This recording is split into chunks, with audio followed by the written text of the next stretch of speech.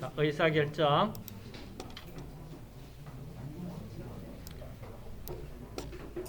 자, 73쪽이네요. 의사결정은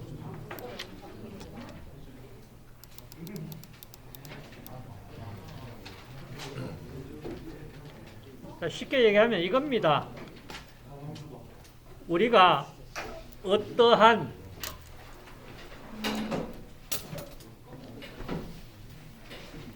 우리 회사가 앞으로 장래에 어떠한 방향으로 나가야 될지, 나갈 수 있는 방향은 예로서 A, B, C 세 가지 길이 있다. 근데 그 세 가지 길을 다 갈 수가 없다. 그러면은 A냐 B냐 C 중에 하나를 선택을 해야 된다.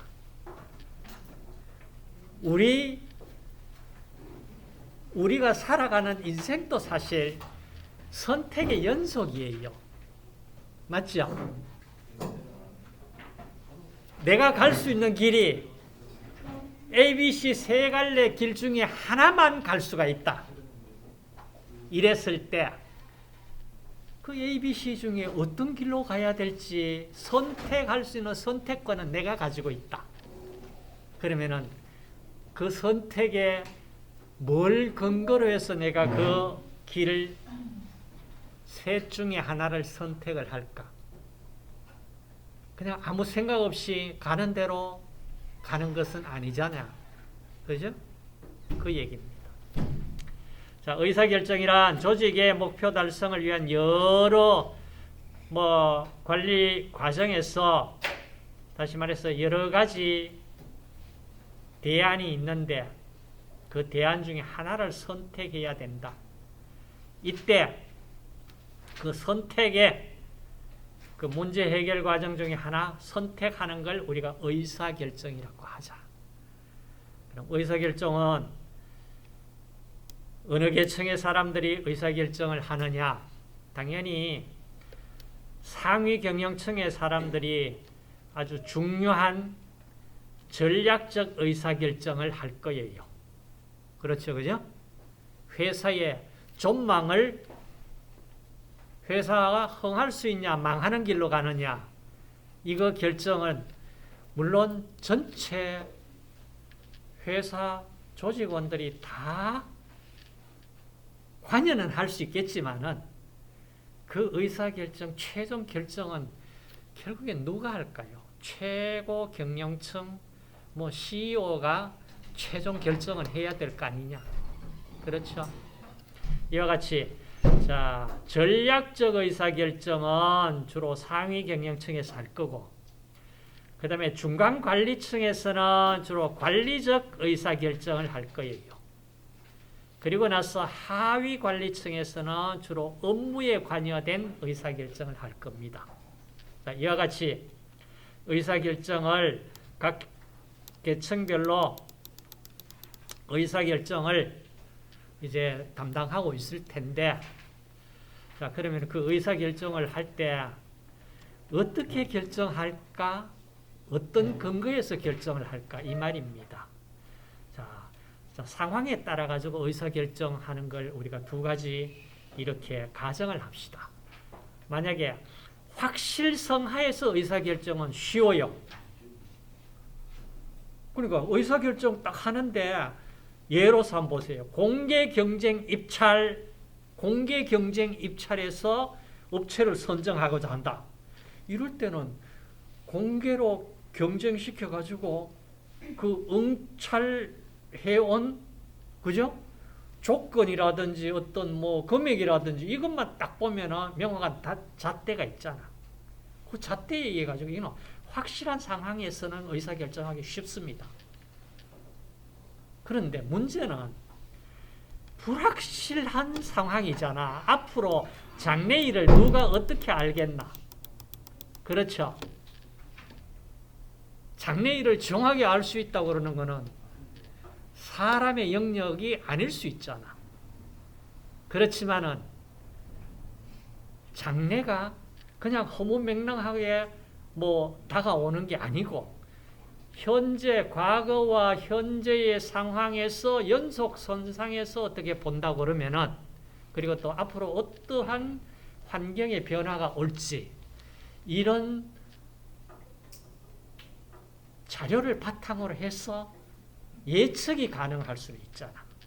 그렇죠? 예측이 가능하다.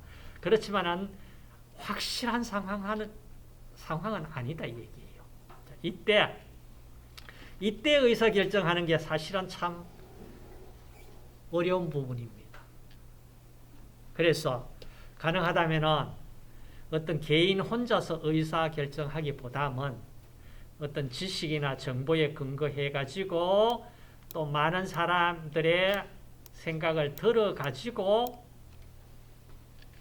오류를 좀 줄이면은 좋지 않을까. 이제 그런 얘기입니다. 그러면서 나오는 이제 방법이 첫 번째 나오는 게 델파이법이라는 방법이 나옵니다. 델파이법. 이건 델포이 신전에서 나왔는, 자, 이게 고대 그리스 도시 델포이의 델포이가 이 델파이법의 어원입니다. 어원인데, 자, 이게 뭐냐 하면은요, 자, 전문가 집단에게 물어보는 겁니다. 델파이법이라고 하는 게 전문가 집단에게 물어봅니다. 자, 물어보는데요, 어떻게 물어보냐 하면은 이겁니다. 제일 처음에 전문가들에게 의견을 묻는데, 지금 같으면 무슨 인터넷, 스마트폰, 이메일 이래가지고 빨리 이렇게 물을 수가 있지만은, 옛날에 그런 어떤 이 소통의 장이 마련되어 있지 않았잖아. 그렇죠, 그죠? 그러면 옛날에는 어떻게 해야 될까? 편지를 이렇게 써가지고 질문지를 보낼 거 아니야. 그지? 보내가지고 답을 이래 모아보니까 이거는 제각각 의견이 다 달라. 그러면은 그 의견 중에 조금 가능성이 그래도 많은 의견 제시했고 이런 거를 다시 축약을 해요. 처음 물어보니까 한 10가지가 나왔다. 이러면은 그 다음에 10가지를 요약을 해서 축약을 해야. 그럼 축약을 해가지고 그 다음 또 다시 편지를 보내서 물어봅니다. 두 번째 물어봐도 또 제각각이야. 그러면 또 물어봐. 나중에 하나로 딱 결정을 낼 수 있는 데까지 여러 번 물어보는 거야. 근데 문제는 이제 여러 번 물어보면은 솔직히 그 결론에 잘 도달할 수 있을까 없을까? 그래도 나도 내가 전문가인데 내 의견을 물었는 건 사거리 무시해보고 나중에 엉뚱한 거 가지고 이것 중에 뭐가 좋습니까? 의견을 주세요. 이렇게 했을 때 기분 나쁘다고 답도 안 해주겠지? 그렇죠? 그러니까 회수되어 오는 이런 결과물이 그렇게 많지 않을 수도 있어요. 그 다음 또 전문가 집단이라는 게 그렇게 숫자가 많은 인원이 전문가 집단이 존재하질 않잖아. 그렇죠? 그러니까 이게 문제가요. 사실 이 델파이법 쓰는 거는 좋은데 옛날에는 어떻게 해서 이 델파이법을 사용을 했을지 정말로 이거 시간 굉장히 많이 걸렸을 것 같아요. 근데 지금은 SNS가 발전돼 있고 이러니까 굉장히 빠르게 그래도 전문가 집단의 의견을 모을 수가 있겠지. 그죠? 어원은 이겁니다. 전문가 집단에게 물어가지고 하나로 어떤 대안의 길을 하나 선택을 해야 되는데 그 길이 나올 때까지 여러 번 반복적으로 묻는다. 그 말입니다. 자, 그런 방법을 쓴다. 자, 그래서 여기에 설문을 회수해서 응답 짓게 하고 합의된 응답이 나올 때까지 계속 묻습니다. 그래서 합의에 도달하지 못한 상황에 대해서는 수집 요약된 응답 결과와 함께 전문가 집단에게 다시 보내어 전문가들이 자신의 의견이나 뭐 견해나 평정을 수정한 응답을 또 받습니다. 그래서 개인들은 대면적으로 만나지 않기 때문에 익명을 보존할 수는 있지만은 사실은요, 전문가 집단이 어떻게 보면 자기 의견이 아닌 걸 가지고 자기 의견은 무시되고 이랬을 때 그렇게 답을 잘 안 해줍니다. 안 해줘요. 그러니까 이 과정을 합의에 도달할 때까지 반복적으로 하는 실시를 해야 된다. 자, 이 방법인데 이걸 우리가 델파이법이라고 얘기한다. 정도만 이해를 하시고 그 다음 두 번째, 자, 브레인스토밍이라고 하는 방법이 있습니다. 많이 씁니다. 자, 이게 회의 방법인데 브레인 하면 뭡니까? 두뇌잖아. 스토밍 하면은 폭풍이 일어난다 이 말이야. 그러니까 뇌를 이렇게 활발하게 생각을 할 수 있도록 하는 어떤 방법입니다. 그러니까 여러분 회의할 때도 어때요? 자, 이게 제일 처음에 이제 1939년에 미국의 이제 모 광고 회사에서 시작된 방법입니다. 자, 두뇌를 폭풍을 일으키듯이 아이디어를 낸다 이런 뜻입니다. 자, 대개 보면은 브레인스토밍 하려고 그러면은 한 10명 이내 사람들에 대해 가지고 어떤 주제를 갖다가 주고 10 내지 한 60분 정도 물론 그 리더 두고 진행을 합니다. 자, 기본 원리는 이겁니다. 자, 많은 사람이 아이디어를 많이 내면은 그 많은 아이디어 속에 아주 값진 아이디어가 있다. 이렇게 가정을 합니다. 그러니까 첫째로 아이디어가 많이 나와야 돼요. 자, 많이 나와야 되니까 아이디어를 많이 나오려고 그러면은 어떻게 해야 될까? 아이디어를 내려고 하는데 누가 야 이거 그것도 아이디어가 그 말도 안 돼. 이렇게 평을 해버리면 안 돼. 그러니까 아이디어가 많이 나와 있으면 그 속에 진주 같은 아이디어가 있다 이 얘기예요. 많이 내야 되는데 남의 아이디어를 비판을 하거나 비평을 하고 이거는 하지 말자. 무조건 많이 내라. 그리고 남이 낸 아이디어에 내 아이디어 플러스 알파 시켜서 또 아이디어 내고 많이 내라. 그 많이 낼 수 있는 분위기를 만들어야 돼. 그 중요한 거지, 그죠? 자, 그래서 많이 낼수록 좋다. 그 속에 아이디어가 좋은 아이디어가 들어있을 수 있다. 그래서 이게 굉장히 어떻게 뭐 자유분방하고 어떻게 보면 굉장히 뭐 엉뚱하기까지 한 이런 아이디어도 다 좋다. 막 쏟아내라. 자, 그러면서 이제 아까 얘기했듯이 많은 아이디어 내기 위해서는 이거예요. 남을 평가하는 평가 금지. 평가하는 거 하면 안 돼. 보류. 그 다음에 자유분방한 생각을 해라.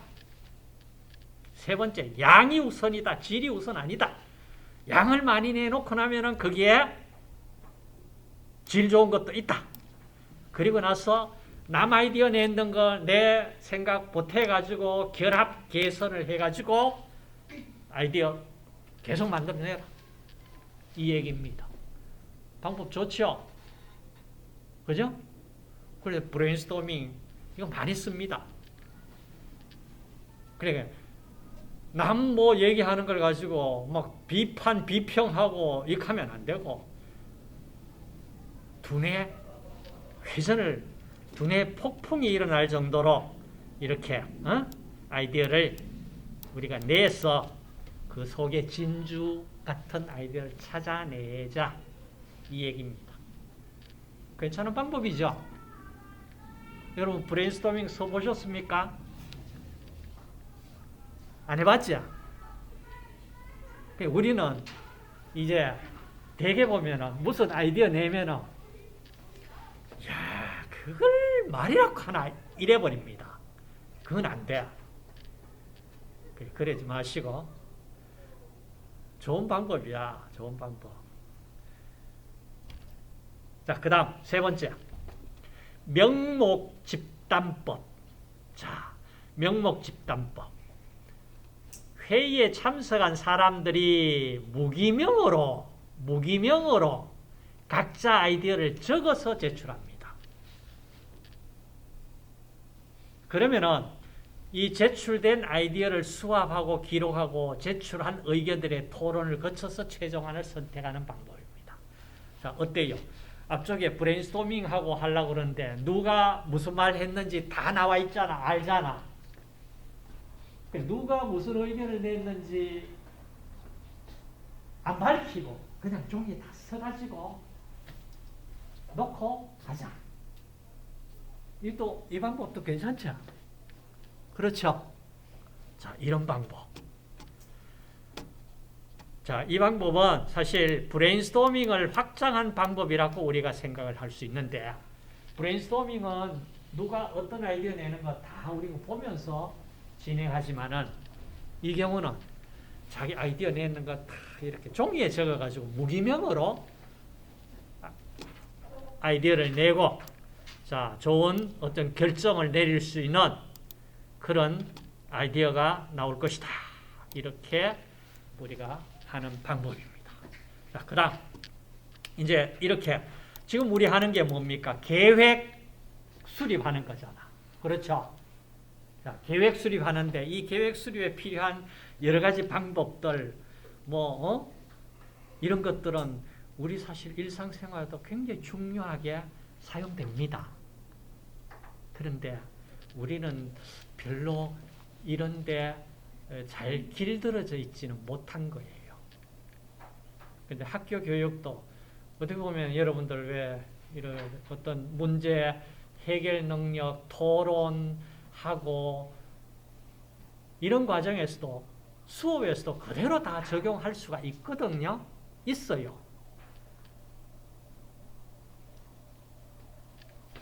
그럼 계획 수립에 대해 이 정도로 하고, 그다음 통제라는 내용이 나옵니다. 자, 우리가 경영에 첫째 계획 수립, 그다음 조직화, 지휘 조정 통제 그랬습니다. 통제. 야, 이게 통제 딱 나오니까 영어로 컨트롤입니다. 뭔가 억압을 주는 것 같고 막 이렇잖아. 맞죠? 그러면 이 통제를 하려고 그러는 통제라는 게 뭐냐 하면은요, 앞쪽에 우리가 계획을 세웠습니다. 그 계획이 잘 진행되고 있는지 없는지 그걸 우리가 나중에 계획과 현재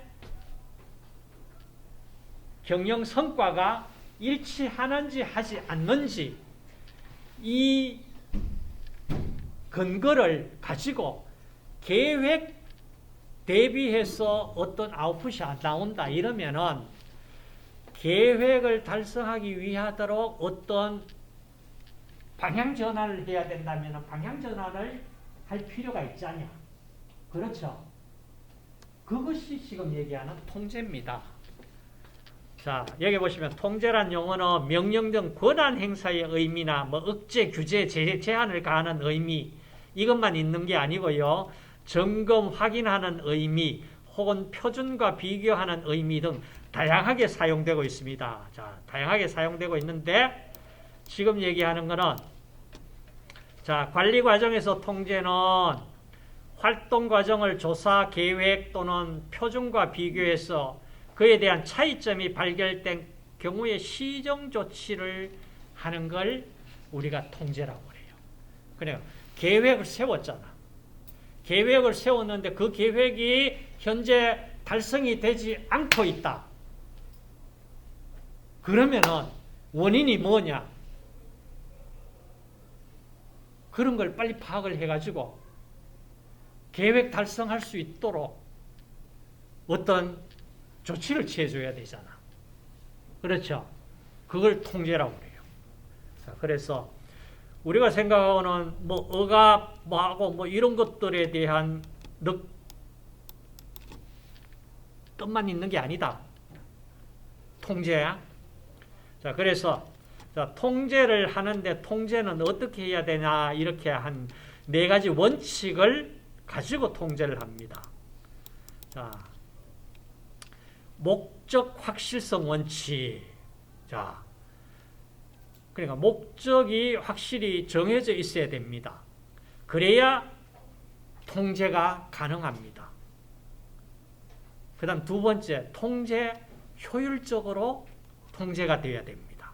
그 효율적이라는 얘기는 최소 비용으로 최대 효과를 얻을 수 있는 게 효율적이라는 얘기입니다. 자, 그 다음 통제 책임의 원칙이라고 얘기를 합니다. 자, 계획 집행 책임을 지는 관리자가 있을 겁니다. 그 관리자가 사실은 통제를 해야 됩니다. 그래서 권한 책임 없이, 권한이나 어떤 책임 없이 통제가 이루어지면 안 되지, 그죠? 그래서 통제 책임의 원칙. 그 다음에 4번째, 사전 통제 우선 원칙입니다. 자, 통제를 가한다는 얘기는 우리 계획에서 엇나가 있다 얘기예요. 계획대로 안 간다는 얘기입니다. 그러면 계획대로 안 가는데 그걸 통제를 갖다가 나중에 경영이 다 끝나고 나서 계획대로 안 갔네. 계획대로 이 경영이 안 되었네. 그거는 벌써 버스 지나간 다음이잖아. 맞죠? 그러니까 만약에 통제가 미리 벌써 계획에 벗어났다면은 통제가 그때 벗어날 때 조금이라도 벗어날 때 가능하면 빠르게 통제가 가해지는 것이 가장 바람직합니다. 그 기회를 놓쳤다면은 나중에 끝까지 가서 보니까 이거 계획대로 안 되었네. 그러면은 원래 계획대로 안 되는 거는 원래 다 지나가 버렸어. 의미 없고요. 내년에 경영에 반영될 수밖에 뿐입니다. 맞죠? 그래서 가능하다면 통제는 그 계획에서 벗어날 때 가능하면 빠른 시간 내에 사전 통제, 사후 통제보다는 사전 통제가 가장 바람직하다. 이런 얘기입니다. 자, 그걸 사전 통제 우선 원칙이다. 이런 얘기고, 그 통제를 나눠가지고 이렇게 크게 사전 통제와 동시 통제, 사후 통제, 자, 이렇게 3가지로 나눴습니다. 자, 보시면은 되겠고, 그 다음 통제 과정은 당연한 겁니다. 자, 통제가 이루어지려고 그러면은 첫째, 목표 표준이 설정이 되어 있어야 됩니다. 그러니까 성과를 측정할 수 있는 표준이 있어야만 그 표준 잣대로서 이제 성과를 측정을 가능할 수 있어요. 그래서 2번째, 실적이 측정되고 나서 자, 이 측정된 결과에 어떤 편차가 있다. 편차가 있다는 얘기는 계획에서 벗어났다는 얘기잖아. 그죠? 그러면은 즉각적으로 수정 조치를 취하는 이런 통제가 필요합니다. 그 다음 통제 방법은 전통적으로 전통적 통제 방법, 일반적으로 통제 관리 기법에 주로 통계적 자료를 이용할 수밖에 뿐입니다. 어떤 수치가 나와야 되니까. 그때는 판매 실적 자료, 손익 분기점이 어떻고, 그 다음에 영업이익이 얼마고 이런 것들은 결국에는 나중에 다 데이터를 얻을 수가 있잖아. 그죠? 자, 이런 데이터를 얻어가지고 일반적으로 통제가 이루어지는데 이 경우에는 대개 보면은 내년에 사후 통제가 될 수밖에 뿐이에요. 그 다음 이제 통제 관리 방법으로 뭐 경영 정보 시스템이라고는 이런 어떤 이거 뭐 소프트웨어랄까? 하여튼 경영에 필요한 정보를 다 이렇게 전사적으로 관리를 하는 거의 대부분 이런 시스템은 기업들은 다 가지고 있습니다. 자, 여기에서 이제 근거에 의해서 통제가 사실은 이루어집니다. 뭐 통제 방법은 여러 가지가 있으니까 그냥 자, 이런 방법 정도다 있다 정도만 하고요. 자, 통제라는 것은 우리가 경영 계획을 수립했을 때 그 경영 계획이 실제로 경영한 결과 아웃풋, 계획과 아웃풋이 측정 가능한 무엇으로 비교를 했을 때 그 차이점을 우리가 이제 통제의 근거로 사용을 한다. 뭐 이 정도만 우리가 이해를 하시고, 자, 통제 마치고 이제 조직에 대해서 설명을 할게요. 자, 경영 조직입니다. 자, 좀 쉬었다가 그러면 경영 조직에 들어가도록 할게요. 네.